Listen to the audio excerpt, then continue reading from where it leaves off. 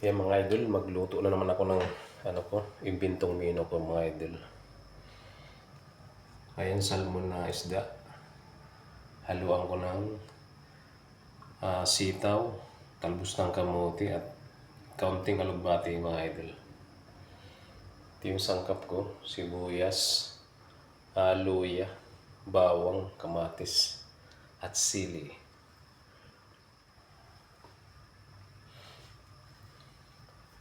Ayan, tsambang luto to. Hindi ko alam, wala akong ginayahan ito. Sariling ko to mga idol.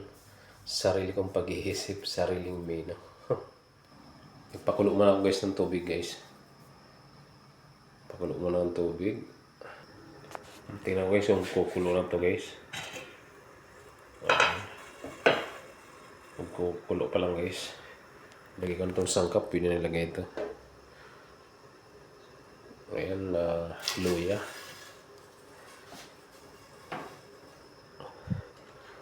Tapos sibuyas guys.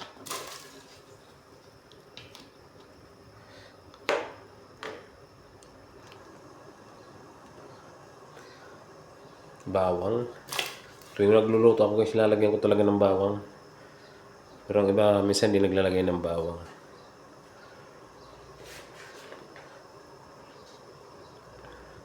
Tapos kamatis guys. Lagyan na rin natin yan.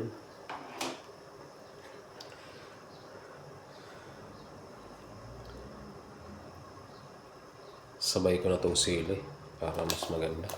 Maluto siya. Pakuloyin ko muna saglit. Ayan, kulo na guys. Lagay ko na itong isda. Itong isda na ito, mabilis maluto ito eh. Ayan guys.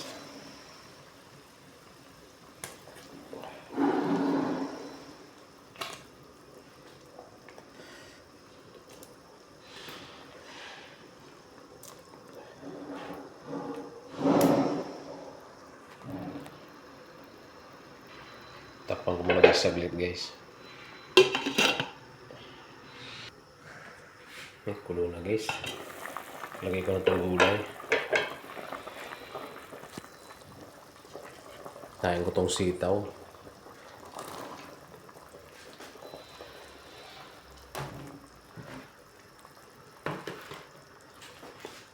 Tapos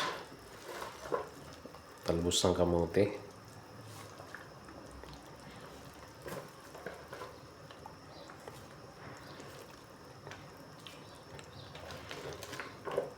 Tapos konting aligbati mga idol. Halo-halo na gulay ito guys.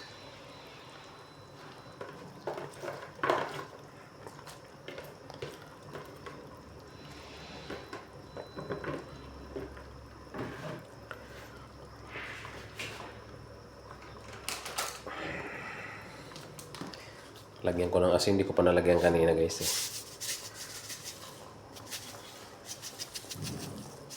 Ayan. Tapos konting pampalasa. Takpan mo natin mga idol.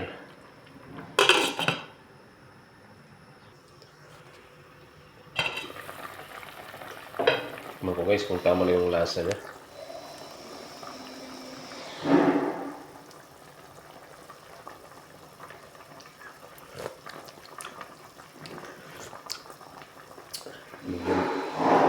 Medyo matabang. Dagdagan ko guys konting asin.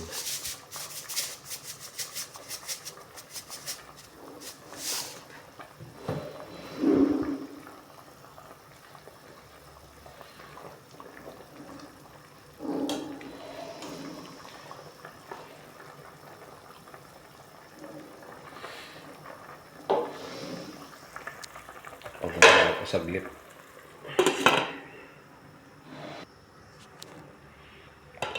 Ayan guys, luto na to guys. Sigurado luto na to. Tayo ko na nga po eh. Ang bilis maluto ng isda. Tanggulay.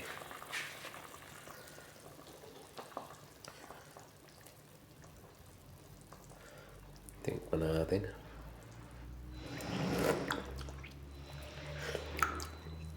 Ayan, okay na guys ang lasa.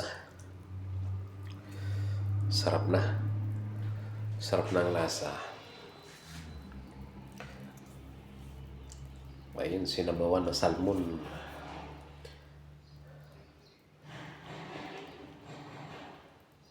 Guys, maraming salamat guys. Panonood nyo ng aking mga bagong recipe.